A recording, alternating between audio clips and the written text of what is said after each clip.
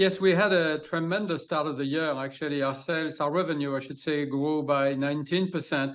But the exciting piece was that every portfolio of products grew very strongly. Oncology plus 26% to $5 billion for the quarter.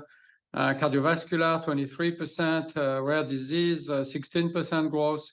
The geographies grew 19% in the US and Europe. The most remarkable was 40% growth in the emerging markets outside of China. And China itself is returning to growth.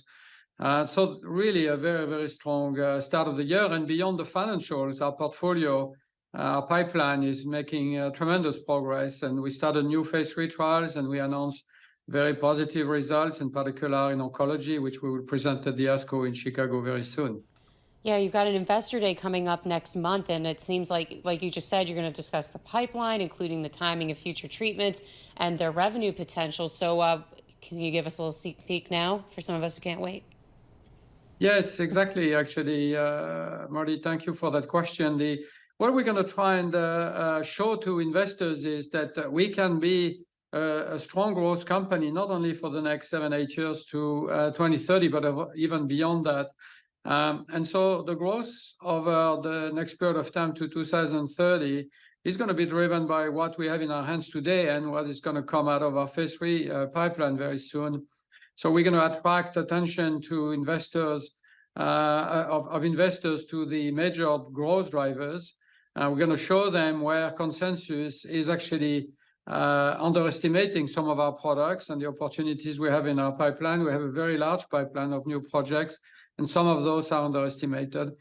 Beyond that, we also want to show investors what our strategy is and what our plans are for the long term. We've been investing in new platforms, new technologies, which we believe will shape the future of medicine in cancer, immune diseases, and beyond. For instance, cell therapies, gene therapies, antibody-drug conjugates, radioconjugates. So really, this is our goal: show people that we are focused on today, but also tomorrow to 2030 and the long term. The CEO, we're speaking with Pascal Soriot, the CEO of AstraZeneca. I'm looking at the stock here.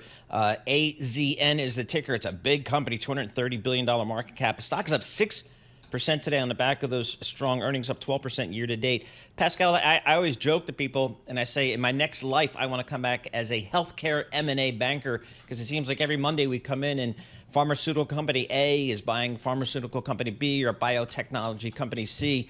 How does M&A, growth via acquisition, fit in with your growth strategy vis-a-vis organic growth that comes from your own in-house R&D? Yeah, thanks, Paul. It's another great question. We identified a number of years ago the technology platforms of the future, as I said a minute ago. So if you look at cell therapy, for instance, we have our own internal efforts, and we've been complementing this with acquisitions or licensing agreements. In particular, we bought a cell therapy company that is bringing us technologies, but also products. And we've been putting all of this together to actually build a portfolio of products in cell therapy, in gene therapy, in antibody-drug conjugates, and beyond. So we target small to mid-size bolt-on acquisitions. That's really has been our strategy. So we can integrate them much better, and then we can add value along the way before we launch. Pascal, what can you tell us about drug prices right now? I mean, this is such a sensitive topic here in the U.S., especially in an election year, something that's really close to the heart of so many consumers and voters. I mean, can you tell us a little bit about the pricing strategy, and are people able to afford a lot of these medications? Yeah, it's important, first of all, to remember that in the United States, of course, price is an issue like everywhere in the world, but in the United States, patients have access to innovative medicines that can save their lives much faster than in Europe or in other parts of the world. Innovation is rewarded and access is much faster. Now, price is definitely a consideration, of course. The IRA, of course, has some challenges and some issues we are trying to work to address. But there's also a big benefit for patients, which is that starting in 2025, there will be a copay cap. Patients will not pay more than $2,000 a year who are on Medicare Part D products. And this year it's $3,500 or $600 as a max.